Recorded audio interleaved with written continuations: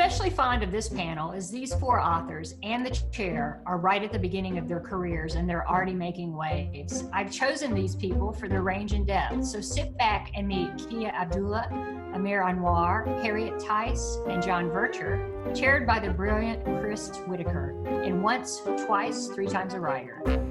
I'm award-winning author Chris Whitaker. That's how I introduce myself at parties. It's amazing. When I used to get invited to parties. My new book, We Begin at the End, Waterstone's Thriller of the Month, but sadly this panel's nothing to do with me. I'm halfway through it and it's brilliant. Yeah, I started reading it this morning and it is really good, just by the way. So nice to hear. That's really nice to hear. I'm going to stop being an arse now. So I should point out that if you hear banging, we've got builders working on the house. If you hear screaming, we've got a 6-week-old baby. And if you hear crying, that'll be me. Yeah. Ignore it. I've chaired a few panels before, and the books get sent over, normally with not much time to read them. So all of your books arrived kind of last Thursday. But I couldn't skim them because they're so good, and I don't always say that. They really are really impressed. So well done, damn good books. I'm going to introduce you all one at a time, and then if you could tell me a bit about your latest book. Kia, I'm going to start with you. Kia is an author and travel writer. She's contributed to The Guardian, BBC and Channel 4 News, and most recently The New York Times, commenting on a variety of issues affecting the Muslim community. Kia currently travels the world as one half of the travel blog atlasandboots.com, which receives over 200,000 views per month. And Kia, your new book is Truth Be Told. Could you tell us what that's about? Of course. So yes, my new novel is Truth Be Told. It is a courtroom drama in which a 17-year-old boy called Cameron Hadid has a drunken sexual encounter with a fellow pupil at his all-male boarding school. And the day after it happens, Cameron asks himself a horrifying question: did I consent to what took place? So the novel examines the kind of extraordinary stigma around male rape, consent, toxic masculinity, all wrapped up in a gritty crime drama. Nicely done. And Amer Anwar grew up in West London. After leaving college, he had a variety of jobs, including warehouse assistant, comic book lettering artist, a driver for emergency doctors, and a chalet rep in the French Alps. How was that? What was that like? Well, it was good fun. I had to cook 3-course dinners for 8 people, like 6 nights a week, which was a bit of a drag. But I did get to snowboard during the day, every day, and drink a lot. You know, a lot of après ski, so that was good fun. So you eventually landed a job as a creative graphic designer and spent a decade and a half producing artwork, mainly for the home entertainment industry. Holds an MA in creative writing and is the winner of the CWA Association Debut Dagger Award. Amer, do you ever introduce yourself as an award-winning author? No, but I will now. Good. Don't be afraid of it. I'm a huge fan of Zach and Jags. Thank you very much. So could you tell us a bit about Stone Cold Trouble? Yes, indeed. It's so new, I don't even have a copy at the moment. I can hold. But it's a follow to my debut, which was called Brothers in Blood, and it features the same 2 main characters, Zach Khan and his best friend Jags. And in this book, they're sort of roped in by Jags' uncle to try and track down and recover a very valuable family heirloom, which is in the possession of a shady businessman. At the same time, Zach's brother is viciously assaulted and left for dead and winds up in a coma in hospital. And Zach's worried that this could be something to do with him and his past coming up, catching up with him. And the 2 strands of the story as they progress, obviously our 2 heroes get in more and more trouble, the stone cold kind. Nice. Nicely done. Okay, so Harriet Tyce grew up in Edinburgh and studied English at Oxford before doing a law conversion course at City University. She practiced as a criminal barrister in London for nearly a decade and recently completed an MA in creative writing. She lives in North London. Her first novel, Blood Orange, published in 2019 to huge critical acclaim, was a Sunday Times bestseller in paperback and a Richard and Judy book club pick. Harriet's going to tell us about the brilliant The Lies You Told. Well, this is it. It's a psychological thriller about a woman called Sadie. When she suspects her husband is having an affair, she's forced to leave her comfortable home in America with her 10-year-old daughter, Robin, and return to her childhood home in London. And because of a condition of her mother's will, a toxic legacy, she's no choice but to enroll her daughter into the posh school that she loathed herself as a girl, while she tries to start her career as a barrister back up. She's given a defence brief on a child abuse case, but is her own daughter at risk? Nice. Okay, so John, how are you, John? You're coming from America. I am. What time is it there? You 5 hours behind? Yeah, it's 9:42 in the morning. So that's not too bad. Too bad. It's not too bad. I have kids too, so I'm up far earlier. Yeah, I've got PR stuff coming up. My book comes out in America next year, and I've got some things at like 2 o'clock in the morning. Yeah, it's going to be lucky you. Okay, so John Vercher is a writer currently living in the Philadelphia area with his wife and 2 sons. He holds a bachelor's in English from the University of Pittsburgh and an MFA in creative writing. His fiction has appeared in Akashic Books, Mondays, A Murder, and Fry Sci-Fi. And he's a contributing writer from Cognoscenti, the Thoughts and Opinions page of WBUR Boston. 2 of his essays published were on race, identity, and parenting. They were picked up by NPR, and he has appeared on WBUR's Weekend Edition. His non-fiction has also appeared in Entropy magazine. John, if you could tell us about the sublime 3/5. I don't think I've ever had it described that way before. Thank you. 3/5 is the story of a biracial black man who's been passing for white his entire life. And the night that his best friend gets out of prison, he comes out a radicalized white supremacist, and the night of their reunion, they get into a fight that ends up in a hate crime. And so over the next 48 hours, he's forced to reconcile the lies of his past with the truth of his present to see if he can make his way out of the situation, as well as deal with some of the ghosts of his past with his father, and trying to navigate the world that he lives in with his alcoholic mother, where he's often more parent than child. Brilliant. You all did really well there. It's hard, isn't it? You know, when you have to sum up your book and you're put on the spot, and we get asked that question probably dozens and dozens of times, and my answer always changes every time about my answer. Sometimes you nail it, and sometimes you just ruin it. I've got a paragraph on the screen behind. That's the joy I of thought it. You were looking at something. Yeah, I was reading it out loud. I can't do that if you ask me at the drop of a hat. No, thank you. I should have thought of that. Yeah. No, because I think it's one thing to just, describe what the book's about, and it's another to try and make it sound appealing and to try and get people to buy it, and that's why we don't work in PR, I think. So Kia, I'm going to start with you. People kept messaging me, telling me how good your book was, which got my back up. Because they normally message. I'm not paying them, I promise. But no, I was seriously impressed. It's absolutely brilliant. It's a difficult subject matter, and you handle it, with real empathy and skill. My heart ached for Cameron. It's just brilliantly done. Oh, thank you.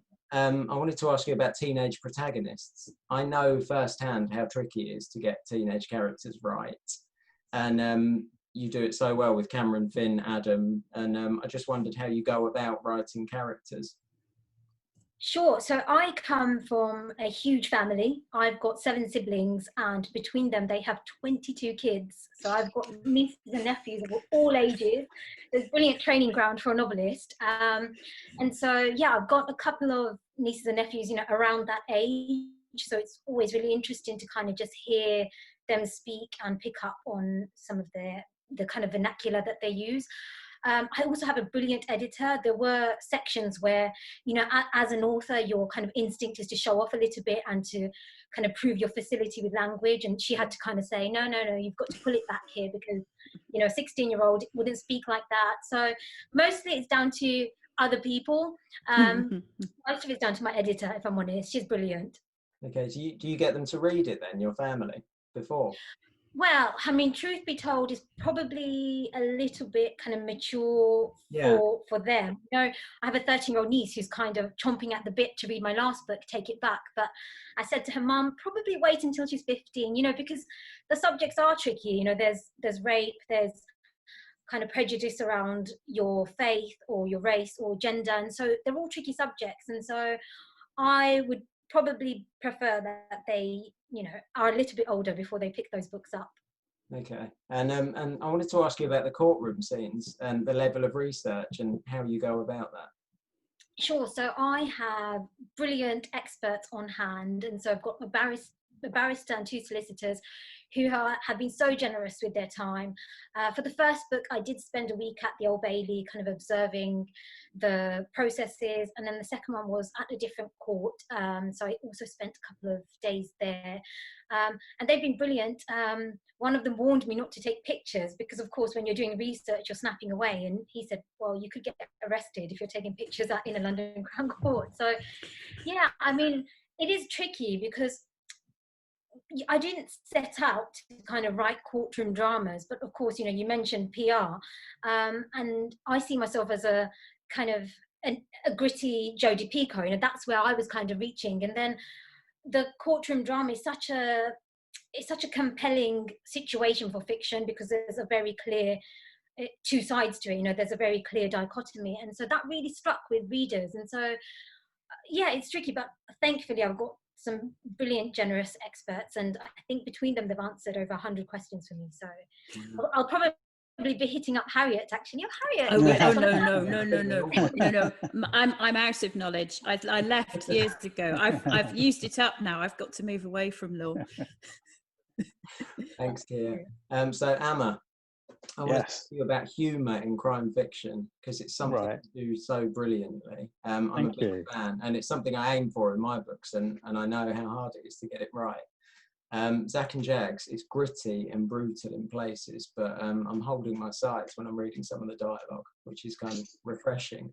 That's really lovely to hear. Does it come naturally, and how much do you work on that, and how do you work on the dialogue specifically? I suppose it does come naturally, like the ideas for some of the quips and stuff, but then it has to fit in the scene writing, and I'll have an idea and it might not fit the scene I'm working in, but I might like it so much that I've got to shoehorn that in somehow. And other times it's just the situations they're in. And so where Kia had loads of, like, you know, the barristers and solicitors helping her out, I've got all my pisshead mates, really, that are the inspiration for these characters. So I'm just sort of like, if I was hanging out with these guys and we were in this situation, what sort of rubbish would they be saying? And it is very much like that. And yeah, unfortunately, that does come quite naturally to me, that sort of stuff. But yeah, then it is sort of then, because natural speech is very different, and then it's kind of like cutting it down and trimming it and making it fit, and then really crossing my fingers and hoping that it is actually funny and it's not just me who's sort of laughing while I'm writing it. Well, that's a good sign, isn't it? If you're making yourself laugh. Well, not necessarily. Hopefully it is, yeah. Hopefully I'm laughing at all the right bits. And I wanted to ask you about the fight scenes. There's some really good fight scenes in the book, and they seem to have been like expertly choreographed. And well, I do actually choreograph them. I sort of move around the lounge and envisage myself as each of the characters. So I kind of, in my mind, can picture the punches, the positioning, and all that kind of stuff. And like, so it'll be that if he's thrown one punch, what sort of position would he be in, and what would be the natural progression of that fight? What would be the next blow? So I sort of like leap around my living room looking like a complete nutcase. You know, if anyone's sort of looking through the windows, they're thinking, "Oh my gosh, we should call an ambulance. He's having a fit." I think it works really well though, because I could really see it. You know. Thanks. Yeah, I had a friend of mine. He's in the Navy, and he said he read the book and he was like, wow, you know, I was reading those fight scenes and I was thinking, this is someone who knows what it's like to be in a fight. Yeah. Obviously, I'm too nice to be anything like that. Yeah. Thanks. Harriet, I'm going to ask you about writing the difficult second book. So blood. Oh. No, it's a I thing. share your pain, Harriet. Yeah, no. So Blood Orange was ridiculously successful, and I wondered how that ramps the pressure up. You know, second time around. Did you totally ignore it, or did it differ the second time round? The writing process? Well, it was much more. I mean, I messed up because the plan was that I was going to write book 2 during 2018 before I actually published. Before Blood Orange actually came out in hardback, so for the first time. And so I ought to have been simply cruising along, doing some light editing and dealing with publication. But I completely messed up the first book I wrote in 2018 and had to scrap the whole thing and start again. So I was already a month over deadline as Blood Orange published, and I had quite a lot of pressure building to produce this second book at the time that Blood Orange was doing what it was doing. Though fortunately I didn't know much of what was good, because much of what's happened has happened this year, and that was after I'd finished the first draft. That I got that first draft in November, but I was doing the edits pretty much as the pandemic hit with COVID, so that was its own kind of interesting challenge too. I've got a lot better at not looking at reviews and not looking at, you know, I don't go onto Goodreads now unless I'm feeling really masochistic. I don't look at the Amazon reviews.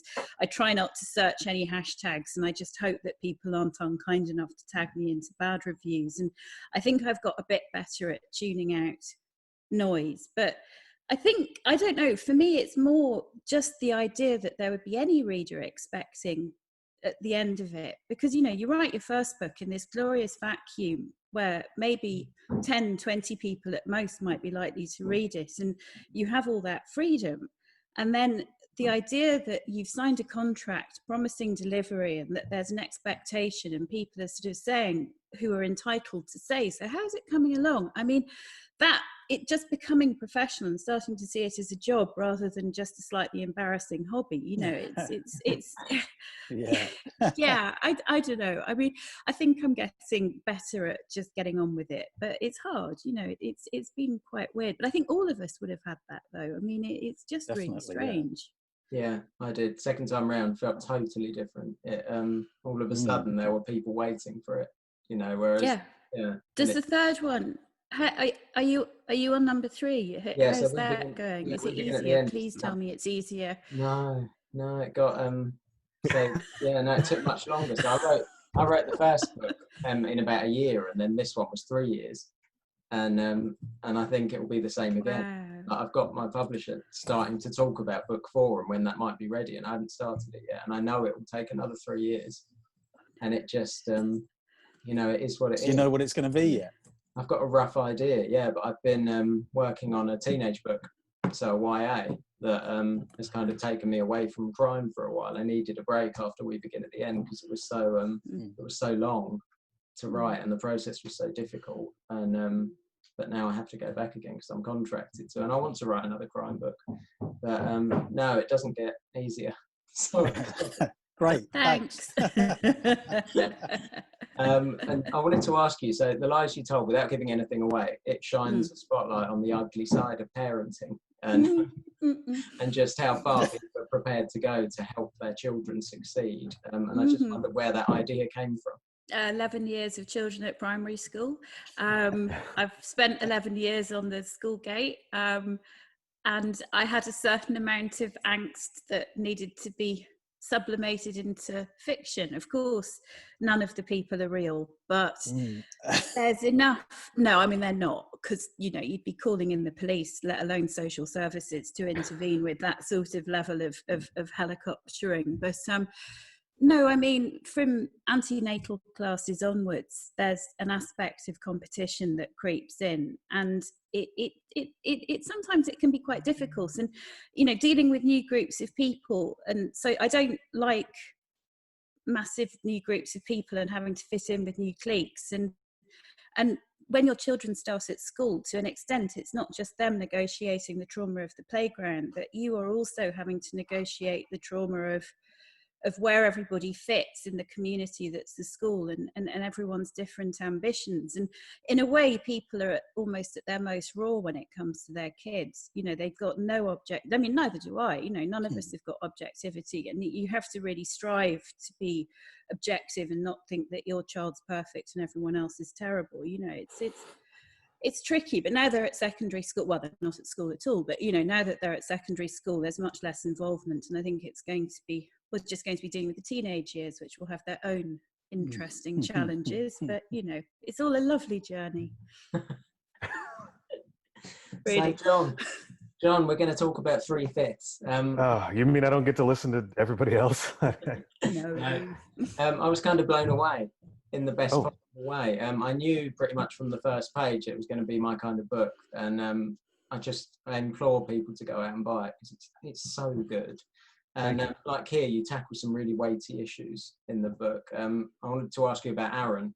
So Aaron is just out of prison. He's all jacked up and he's angry, and he's had a rough time. And some of the things he says and does makes it hard to like him. But as the story progresses, it's hard not to empathise. And I just wondered if he was difficult to write. And as a writer, do you need to like the characters you're writing? I don't think you need to like them, but I feel like you have to understand them. And I feel like in doing that was sort of an expression of a larger philosophy for me, in the sense that when dealing with people like Aaron in real life, it's very easy to let your anger for those type of people consume you and consume the way you would behave.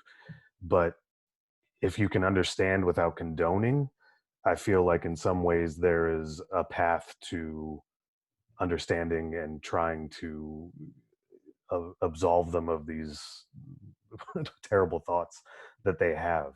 I've always been really inspired by Daryl Davis. I don't know if you guys know who he is, but he's there. I think The Guardian actually recently did an article about him. He's a jazz musician who over the years has collected over 200 Ku Klux Klan robes from Klansmen because he's just gotten to know them as people, and they have renounced their membership because of this understanding that they come to knowing each other as people. Yeah, he's an amazing guy. So that was sort of the path that I tried to take in creating Aaron. I think villains can often come off one note and very stereotypical when in truth they're the heroes of their own story, right? I mean, Aaron doesn't think he's doing anything wrong. He thinks he's justified in his anger and his hate. So did that make it any easier to write him? No. I had to go to some uncomfortable spaces about it and ask myself if this was actually a character I wanted to put out in the world. But I think I did the right thing there. I think you did as well. I really do. So there's a part in the book where the character Michelle talks about racial programming. Mm-hmm. And so Bobby's biracial and he struggles with issues of identity, as does Aaron. And I wanted to ask, how much are they products of their environment? And I don't just mean where they're living, I mean the time, because O.J. Simpson trial was running in the background, and it brings about some heated and really ugly exchanges. And I just wondered, how that affects them. Well, I mean, that was some of those exchanges where I took from real life. I mean, that the OJ trial did bring about a lot of heated and ugly exchanges in public spaces, and very frequently and without filter. So yeah, I think they're very much a product of that. But I also tried to keep that as a theme throughout. I mean, Bobby himself was a product of the environment of being with his grandfather, with his antiquated and racist views, and being around a mother who was actually silent about it. So, which was just as dangerous. She didn't really contradict her grandfather or keep Bobby from his influence. And so that sort of sense that silence is violence, that's also an environmental factor and an effect on him. The same way it was for Aaron, coming from a father with money who could buy his way out of trouble. I think those things tend to have a ripple effect. Yeah. Okay, so the theme of this panel is authors at the start of their careers, and I want to know about everyone's road to publication.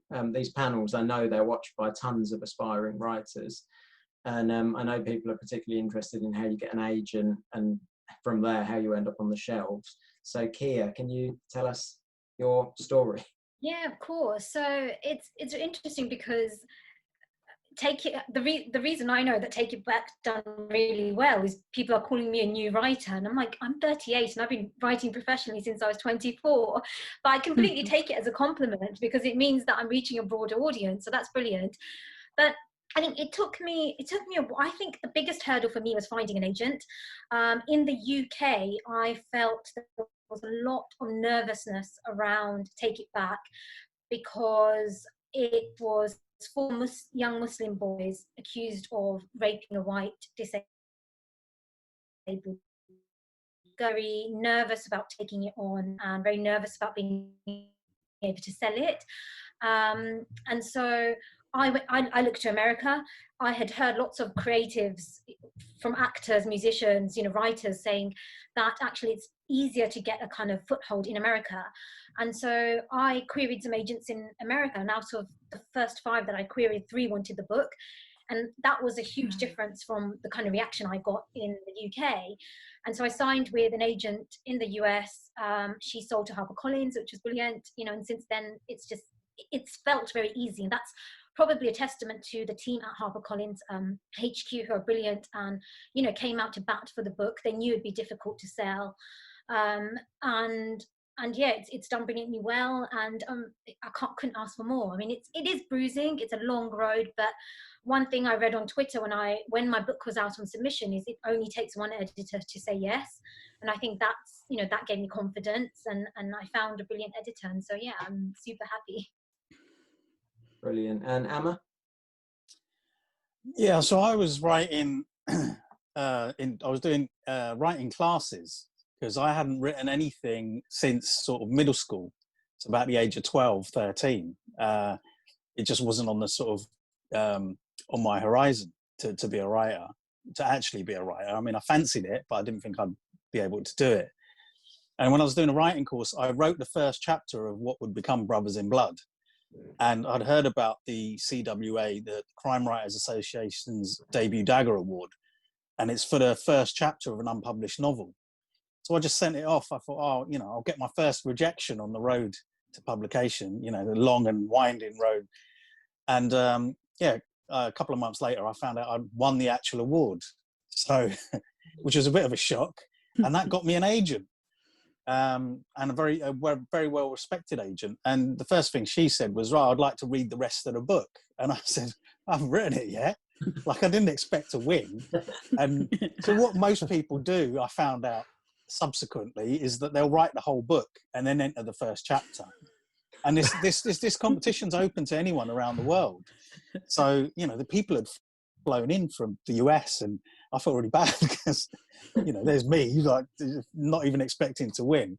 Anyway, so the agent said, how long is it going to take you to finish writing the book? I didn't know. I'd never tried writing a book before. So I just sort of said 6 months. She didn't bat an eyelid, but she must have been thinking, that's 2 books a year. This guy's going to rake it in. 5 years later, I sent her a draft I was happy with. I was lucky to still have an agent.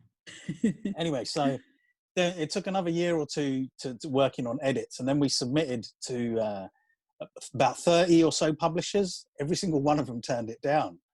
And I think a bit like Kia, it was all Asian characters, and it's set in an Asian part of London.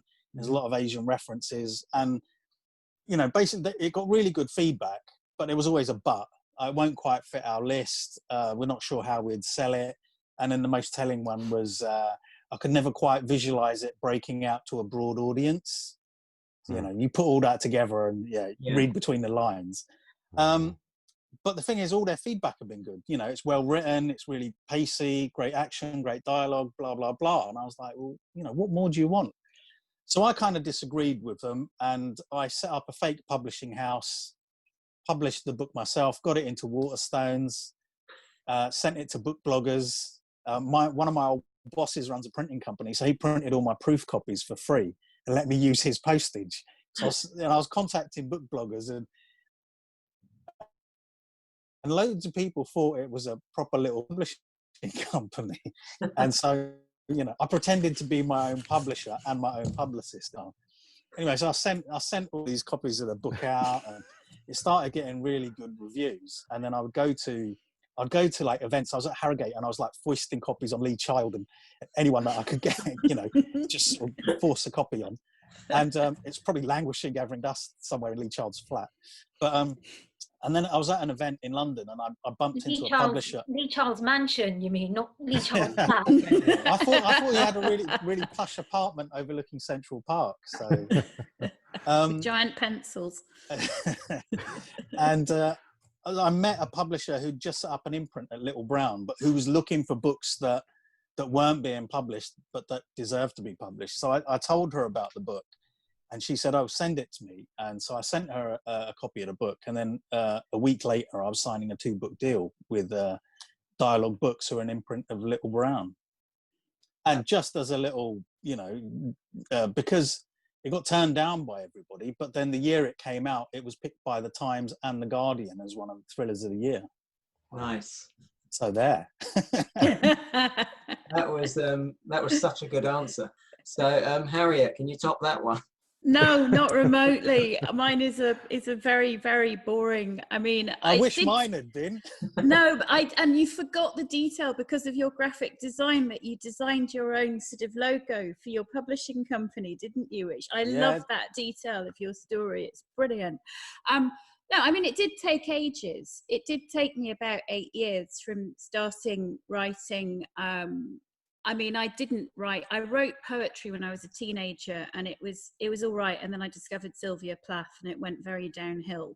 And my English teacher was so withering about its self-indulgence that I just crawled back into a hole and didn't write for years. And it was only a friend of mine signed up to do an MA in creative writing, and it was before, I was reading a lot, but I wasn't writing at all. And then I found out that my friend Michael was going to go and do this, and I was furious. I was really angry, and I had to then go and sort of interrogate myself as to what I was so angry about, because it's such an unreasonable reaction. It should just be like, "That's brilliant, well done."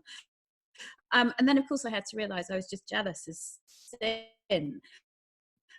Particularly when I looked at the entrance requirements and that you needed 5,000 words, and I didn't have, I had one bad self-indulgent poem from the age of 17. So I signed up to an evening class, and then I just kept going. And I finished a psychological thriller, which was not, it had bits that were all right, but it wasn't very good. But it did I sent it out sort of slush pile to various agents, and I think I had 6 wanted to read the full manuscript, and even though they all said no, they said no in very encouraging ways. So the rejections did keep improving. And then I signed up to do the MA I did at UEA was specialising in crime fiction, because I knew I wanted to write crime. I didn't want to go off and do an MA where I was doing short stories and plays in different forms, because I was very clear as to what I wanted to do. And this was a 2-year residency course, at the end of which you'd have a complete manuscript. And so I thought, well, that's perfect. And it was halfway through that course that I finally, there was a scholarship to which you could apply. And I sent in the work, and I didn't win the scholarship. Someone else won the scholarship. And I was like, okay, well, that's over, but I've just got to wait, and then I'll be able to submit when we get to the end of the course. And then I got an email from one of the agents at the agency saying that she had really liked it and would I like to meet. And of course, I sort of chewed her hand off to meet, and we had a really nice chat, and she offered me representation on the spot. And I thought, well, you don't look gift horses in the mouth, and if somebody is that committed and that sure of 10,000 words, then it means they've got faith in you. So and that was all. I just sort of, all I'd wanted, because it'd been 8 years of not getting an agent. All I'd wanted was an agent. I didn't really think about what happened after that, because it's just like, then you can say, I've got an agent. It sounds a bit serious.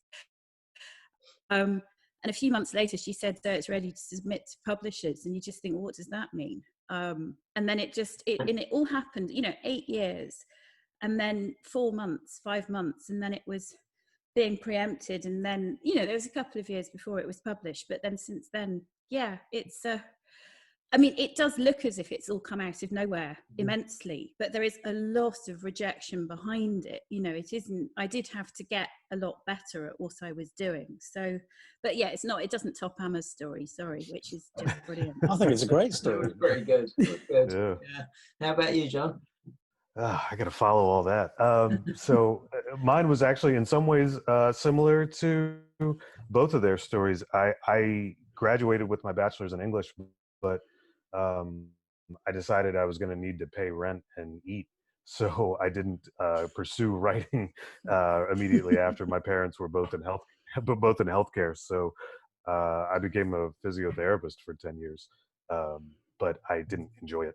And I always sort of felt that creative itch kind of pulling at me to do something else.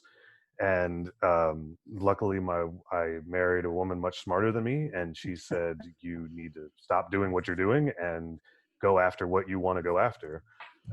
And so I found a low residency MFA program, but I also had not written anything in about 15, 20 years.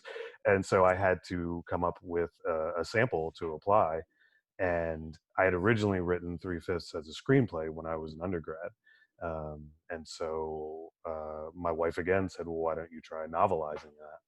And so that's what I did for my first 20 pages, and I got accepted. And it ended up becoming my thesis.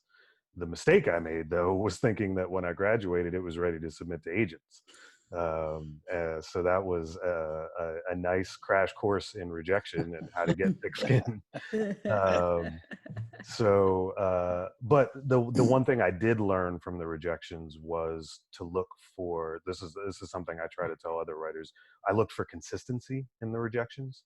I didn't start making changes until I started seeing the same thing in the rejections. I was really fortunate to not get a lot of form letter rejections. I actually got some of those ones that were like 3/4 of the way down. You're like, oh, okay, I'm going to work with this agent. And then they're like, yeah, but it's not. So I had a lot of those, which again, I was thankful for because I actually took a lot of really valuable feedback from them. I ended up getting my first agent through a conference. I went to a pitch conference. We got along well in person. She was excited about the book. And we were on submission for maybe a couple of years, and it just didn't work out for both of us. It was an amicable parting of the ways. So I started, with the help of a friend, started really taking a look at the independent publishing scene. And that's how I ended up getting connected with Agora Books, which was a division of Polis Books. They were focusing on, again, authors that didn't have a voice. It was a diversity-focused imprint, and worked with a fantastic editor. And the ride has been going on since September of last year, and it's been incredible. Was it tough when you lost when you parted ways with the agent? It was less tough, more scary. You know, it was one of those things like you get so excited because you got the agent and you think, oh, that's the end of the ride. Yeah. And then it's like, nope, that's just shifting the goalposts. It's like, well, all the work means getting an agent, and then, okay, well, now all the work isn't getting published. And then all the work is, or not getting published, but getting it to editors, and then getting it through pub committee. And then, you know, all these different goalposts that just keep sliding down. So it was more, was I making the right move? Was it better to have no agent or an agent that we just didn't feel like we were working well together? So yeah, it was just more scary than anything.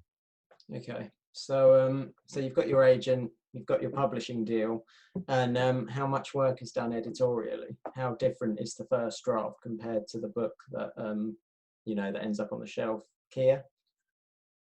The first one required more work, naturally. You know, you're kind of starting out, and so I did 2 rounds of revisions with my agent, actually, who's brilliant, and then it went to my editor, and then I've probably done another 2 rounds with her, and then one kind of last tweaking one. With truth be told, it required far less, but I don't know whether that's because it actually required less work or because there was a tighter deadline. I like to think the former, but we'll see. but yeah, the second one kind of just needed a big edit with my editor. My agent didn't tweak it at all, and then the end product is actually quite similar to the beginning. And it's one of these things where the second one, you have to write to a deadline. So I had to sit bum on seat, 1,500 words a day. There's just no option to slack off. And often when you're starting out, lots of things that aren't writing feel like writing, when you're doing your character profiles, or you're doing your research, or use Google Maps to see what this street looks like, and so on. And all of that feels like writing, but it's not. Whereas with the second one, it was just, well, you've got to get through it. So I like to think that I'm getting better, but like you said, I met a best-selling author who I think has written 20 books, and he said it never gets easier. So that's good to know. No, it's not. Are you how are you editorially? Because I know some authors that are quite precious, and they can find the process really difficult. Because I think when you get the first edit back, you can read like a long list of things that you've done wrong. And I wasn't prepared for it. I think the first time round, I thought, why have you bought this book? You obviously hate it. Right. I like to think I'm very good being edited, because I used to work in print as a features editor, and I worked with writers who used to get precious. So I definitely didn't want to be a diva. My editor's a bit of a magician, because, as I said, the last version of the book was very different to the first, but I never felt that she was taking a heavy hand to it. She always done things with a very light touch, but she kind of maneuvered me to where she wanted to be. So she's a little bit of a conjurer, I think. Okay. Amer, how are you editorially? Well, with the first book, because I sort of laboured on it for 5 years on my own, and I thought it was like really great, and then I sent it in, and I got this email back. Obviously I'd never written anything before, and I got this email back, and there was a paragraph at the beginning saying, "Oh, it was really good, well done. You've written a whole book, and there's some great dialogue, this and that." And then the rest of this email was telling me everything that was wrong with it. And I sort of had to go away for about 3 or 4 weeks and just sort of lick my wounds, and, just sort of, I was a bit upset. But then I sort of read through it, and it made me think about stuff. And I came to the realization that, yeah, they're probably right. And so there was a few things that it was very easy to write in an email to tell somebody that, we think that your character's motivation for what he's doing needs to be stronger. But it's a hell of a lot harder to then actually implement that, because I had to go through the book from start to finish, and it was basically a complete rewrite of the various points they had highlighted, but they were sort of really sort of things that were in depth, and I had to sort of go through the whole book with those in mind. I had a little list up of their points, and I had to go through everything, and always with those things in mind. And it was a big rewrite. Overall the story was the same, but I think the feeling of it, the sort of thrust of the story by the end of that draft, it was very different. And then I went through a divorce, and then I did another draft of the book, and that made it really darker, which was really great.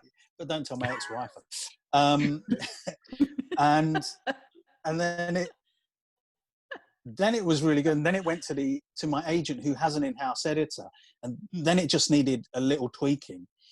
So it was a longer process with the first book. And with the second book, I sort of wrote the first draft, and because I was late with it, so I only had enough time to do one more sort of quick draft, and I did that, and it went to the editor, and she was like, wow, it doesn't need much doing to it at all. And we went through it, and I think the biggest change was the very ending of Stone Cold Trouble, because it was much darker than it is. I had to change a few things, but I totally understood what the editor was saying. I'd sort of envisaged a very dark piece, and she said, well, you don't want to alienate people, and you want to keep your characters as they are, people on their side. But generally, yeah, I love the editing process. It's the first draft that kills me. It takes me forever. But editing, I feel that, right, I've got this, and now I can sort of shape it and just sort of chip away at it and stuff. Okay. How about you, Harriet? Well, Blood Orange in the end didn't need much from Wildfire, from my publishers, because it had been written through my MA. So every 10,000 words had been put through a critique of 10 other writers in my cohort, and then it had input from at least one tutor. So it had been very heavily edited as it went. And so when after the acquisition process and when we actually came to sort of working out what we needed to do with it, it was a question of, I think I took out one subplot and I put in the prologue and wove in a couple more references to oranges. Actually, I mean, it was as simple as that almost. It took, I mean, it didn't take no time, but it all felt really straightforward. Lies You Told was a completely different matter because I was so late. I finished the first draft. I mean, I barely went back as I was writing it. I mean, I did go back a bit, but not much. And I finished the draft, and I mean, in the last, even the final page on which there's a sort of an additional twist hadn't presented itself to me until the morning that I finished writing it. And I'd already discussed with my agent whether she was going to look at it before I sent it to the editor, and we decided there was no, I mean, not that there was no point, but in a way, we didn't have time for me to work through an editorial process with Veronique before it went to my editor, that we should just send it to my editor. But that was a huge leap of faith to send out something that was as raw as that. I mean, I hadn't even had the chance to put it in a drawer and sit on it for a month before going through it again. I mean, it was quite messy. And so it had, I think, 3 major structural edits, and the first 2 were really hard. And then the third, I was meant to be going out for lunch with my agent to celebrate having got there. And she sort of said, actually, I need to tell you something. And I'm there going, what do you need to tell me? And she said, they think it'd be a really good idea if you put the whole thing from third person into first person. Oh. And I just slammed my head on the table. I mean, we're in this really nice restaurant. I'd been looking forward to, it might have been a 2-bottle lunch, you never know. It was, and I just there, and I was like, well, no, it couldn't, because I had to start putting the whole thing into first person, didn't I? I mean, honestly, I had my head on, pretty well, because it was all like now. There was no rest. The only rest was for from the few days, the week or 2 weeks that it took for Kate to do her editorial notes and then come back to me. And then I just had to get straight on with it. So I did actually nearly cry. But it was one of those funny moments when, I said, I cannot promise when you're going to get this back. I promise I'm going to get on with it, but I'm not going to tell you can have it in a week or 2 weeks. I don't know how long this is going to take. And it was weird though, because as I started to do it, it was really easy. And it was really easy because it was right. And it was, as you said, Kia, about the conjuring of great editing, that this was exactly that. It just transformed it. It gave it an immediacy that had completely lacked. And I realized the only reason I'd written it in third person was in order to differentiate from Blood Orange, which is first person. And I didn't want to be, she's always the first person present tense woman. But then I thought, well, actually, maybe I am. And so what? If it works and if people like reading it, then I like writing like that. But yeah, I think we've got all of the third person tenses taken out of there, but I'm just waiting for letters from readers saying, did you know, on page 173.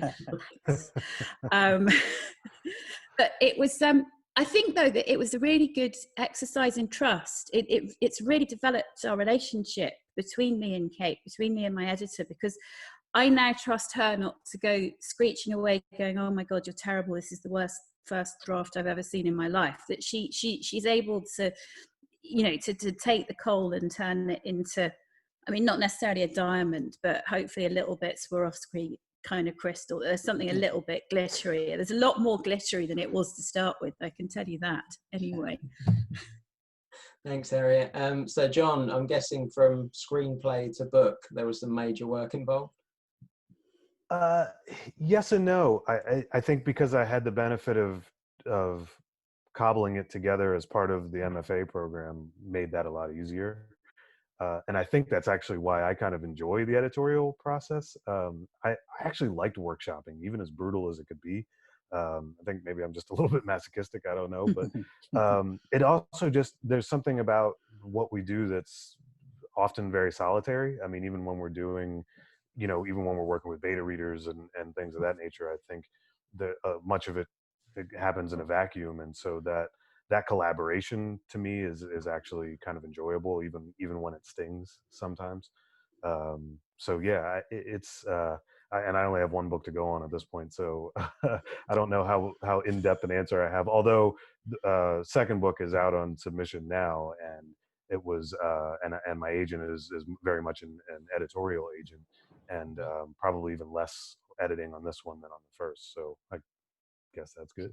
Yeah, that is good. And while I've got you, John, I just want to ask about endings when you're writing the book. Mm-hmm. It's the ending. It's a tough ending. I'm not going to ruin anything, but I just want to know, so when you're writing, do you know how the book is going to end? Do you ever change direction when you're writing? I have, but I have a general sense. I mean, I'm not an outliner, but I do feel like I need it bookended just to have a general sense.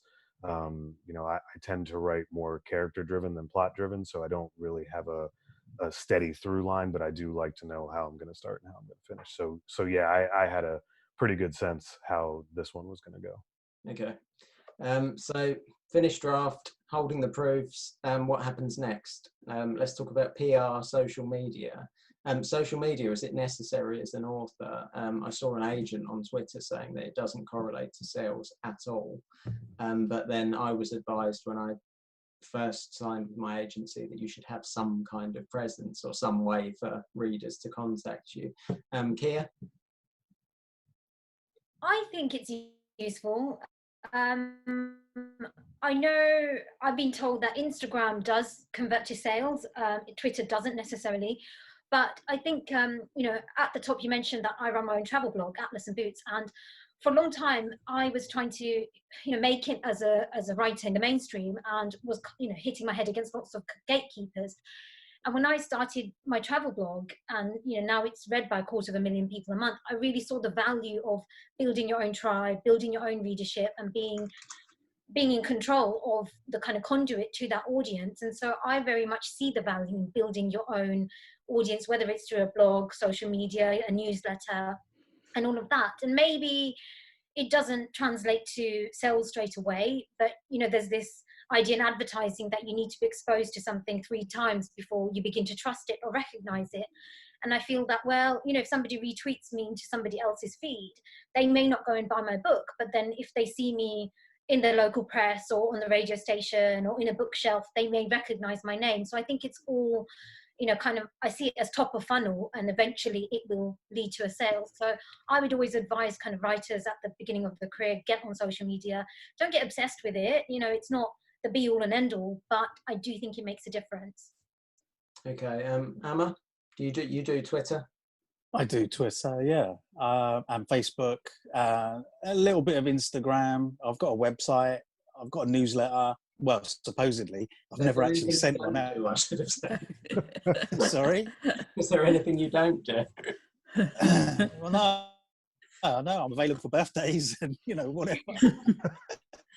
I don't know that it's actually sort of translated into massive sales. I mean, because I'm just sort of like posting silly videos and stuff like that and commenting. I think it has a little bit, but I think it's good to just sort of, for people to be able to find you. If they like the book, they want to follow you, they might want to interact, and there's no harm in that. It's a good thing.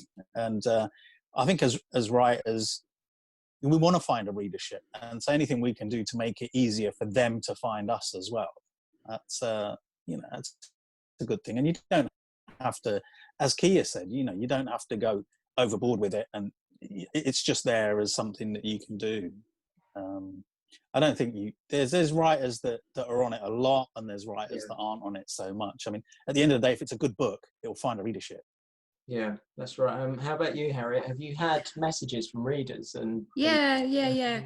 No, I get messages. I mean, I've got all of the. I mean, I've got everything. I mean, I've even got things set up for a newsletter that I just can't imagine why anyone would want to get a newsletter from me or what I'd put in it. But I'll work something out at some point.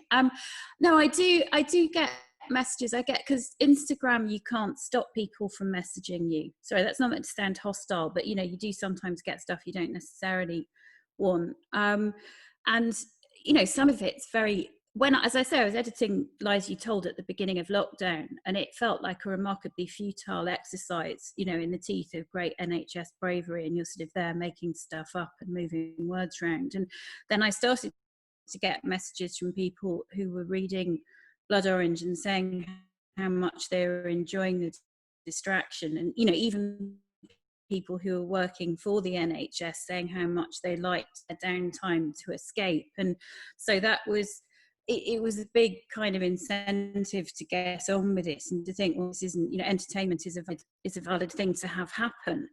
And I think that for me, I enjoy Twitter. I enjoy chatting to people. And I think it's what John said about the solitude of writing. I mean, I've always written within a workshop environment, and this Lies You Told is the first book I've written totally on my own, you know, I mean, albeit with people at the end to read it, but without that kind of ongoing interaction. And I like it, you know, and I've made friends with other writers on, you know, you chat to people, and it's a convivial thing. I don't think it's something anyone should feel they have to do. If it feels forced, and you can kind of tell if people are uncomfortable, or if someone's Twitter feed is just simply marketing, here's another, I mean, that's tiresome, and I wouldn't want to do that. I don't really know how to do a Facebook page. I know that sounds silly, but I'm really baffled by the whole author Facebook page thing. So I've just linked it to my Instagram, and I don't do much on Instagram. You know, the odd picture of my cat and dog, you know, because they're nice. But it's, I think if you're comfortable with it, it's good. If you're not, then I don't think you should bother. And I certainly don't think that I don't think it's been the deal breaker for me with, you know, the fact that I have a nice looking cat is not why Blood Orange is done well. And if I hadn't got any presence at all, I think that, you know, I think the two are kind of independent of each other, as, you know, that books will reach readers, I think, what you hope anyway. Yeah. How about you, John? Do you have Twitter? Yeah, and I'm on it. I really agree a lot with what Harriet's saying, particularly the community of other authors that you can create. I actually think that's more important. And not even from a sales perspective. I think it's good to feel part of a community that they not only will they signal boost you in a marketing way, but you have the opportunity to do that for them as well. And it's fun to see other people succeed. And again, it goes to breaking that solitude that you just don't feel quite as alone in your endeavors. You see that people are having the exact same thoughts you are about your own manuscript, and I think it can actually be used in the right way. It can be really healthy in that circumstance. I mean, there's other ways it cannot be so healthy when you know, there's certainly some garbage in your feeds sometimes if you're not careful, but for the most part, I highly encourage either aspiring writers or people just getting their foot in the door to connect with other authors, but do it like in a non-creepy way too. Like there's definitely you got to be kind of careful with that. Like, yeah, just go find them and start DMing them like that. I wouldn't exactly go that route, but yeah, I mean, I've gotten some really meaningful messages from readers just because I've been accessible on social media. So but again, if you're not comfortable with it, I don't think it's necessary. Yeah, I completely agree. So we've got time for one last question, and it's just what's next. Kia, what are you working on? I'm working on the next one already, which has a 30th of October deadline. So yeah, after this panel, I'll be back on the computer, sadly. Okay. Amer? So my next book at the moment, because I've finished my 2-book contract, so I don't have a contract for the next one, but I'm working on a standalone. Okay. And it's got different characters, and it's about an armed robbery that goes really successfully. They get away with a ton of money, and then they're at the safe house, and then they get robbed by another gang. And the last guy who was inducted into this first robbery gang, nobody really knows him that well, so all suspicion falls on him. And so it's sort of, he's the main character, and he's trying to sort of prove that it wasn't him and then find out who it really was. Brilliant. Sounds really, really good. Harriet? I'm just starting when I finished all the publication stuff, because the book's out this Thursday. After that, I will be getting properly stuck in, and there will be no law because I have exhausted my legal knowledge, as I said before. But I am.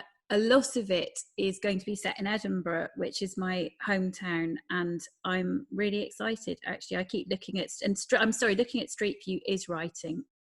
I don't care what you say. Research is I writing. agree. No, but I'm having a lovely time researching sort of Edinburgh streets and geography and revisiting my past. And at the moment, at least, it's going to be opening with a woman impaled on railings. So I'm feeling I'm doing quite a lot of research about impaling on railings and how far you have to go from. It may change, but you know, I'm having fun anyway. So yeah, I'm excited. Actually, I think it's going to be good fun to write. Okay, and John, you're on submission at the moment. Yes, it's second book is another standalone. It's about a biracial mixed martial arts fighter who is losing his battle with CTE, or pugilistic dementia, and that's gets him in trouble with sort of the wrong people. And in the parallel story is that he's caring for his father who is dying of Alzheimer's, and he starts to learn some things about his father that are not so pleasant. Okay. Before we go, can I quickly ask, have your working titles made it to the final version? Because I'm really terrible with working titles and none of them have ever. Mine have, yeah. I don't. Oh, okay.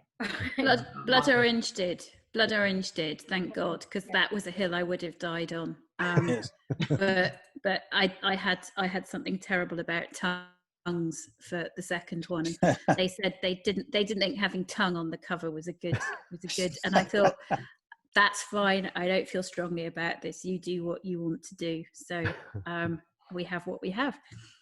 Stone Cold Trouble made it from the very first time I pitched it right the way through. So it's a great title, though. It's such a good title. It is a good title, but I'm with you, Kia. I don't even give them titles now. So We Begin at the End was just called book 3 the whole way through. I'm not going to bother. I waste too much time on it, and then the sales department step in and it all gets changed. But we are done now. We're out of time, but I just want to say a massive thank you to all of you. And the best panels are always the ones where I don't have to really say much and everyone just chats, and that's been one of those. So thank you. A massive thank you to Karin Slaughter for having us, and congratulations to her as well. Thanks a lot. Okay, so now for something really exciting. Every now and then you hear whispers about the next big book, about a book so unique, so special and impossibly brilliant that you drop everything when it lands on your doorstep.